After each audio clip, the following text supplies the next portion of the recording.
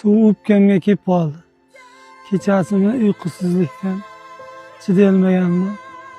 Ikkinchi marta suvda oldirdim. Majbur bo'ldim. Hindistonga borolmadim.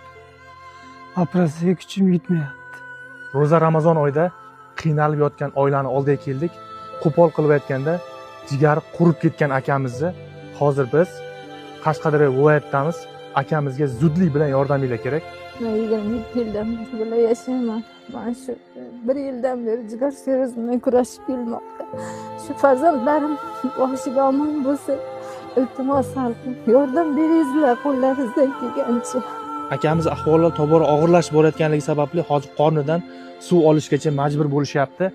Biz shu akamizga Hindistonda bo'ladigan operatsiyasi uchun $30,000 pul yig'ib beramiz.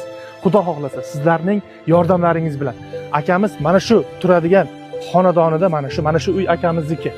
Mana shu xonadonini sotmoqchi ekan, lekin bu xonadoni $30,000 ga yaramaydi. Agar qo'lingizdan ehson qilish kelmasa, shu videoga like bosib qo'yib, Allohdan shu akamizga shifo so'rab qo'yib, shu videoni maksimal tarqatib, agar iloji boricha shu videoni istoriyangizga qo'yib bersak, biz juda ham xursand bo'lgan bo'lamiz.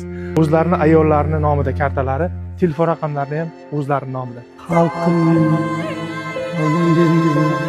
Iltimos yordam beringizlar, qaytaraman.